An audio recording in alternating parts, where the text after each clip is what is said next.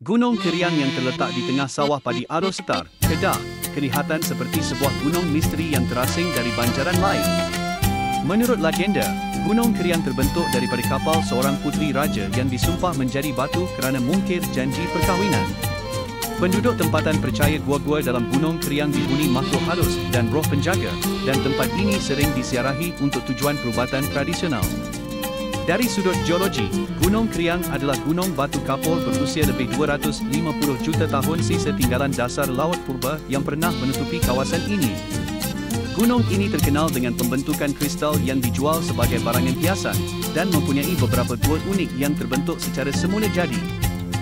Kini, Gunung Keriang menjadi salah satu lokasi ekopelancongan dan pendakian di Kedah, menarik pelawat dari dalam dan luar negara. Gunung ini bukan sekadar gunung biasa, tetapi simbol warisan Kedah yang menggabungkan unsur alam, spiritual, dan sejarah masyarakat setempat. Ada yang mendakwa pernah terdengar suara gaib, dan terdapat pantang larang seperti tidak boleh bersiul atau berkata kasar ketika berada di kawasan gunung. Sebahagian masyarakat melihat Gunung Keriang sebagai tempat mendekatkan diri dengan alam dan Tuhan, melalui tafakur dan meditasi tradisional. Gunung Keriang adalah contoh bagaimana sebuah gunung boleh menjadi saksi kepada mitos lama, kepercayaan, sains dan identiti. Pernah jejak ke Gunung Keriang? Atau anda ada kisah misteri di sana? Jangan lupa like, subscribe dan kongsi di ruangan komen.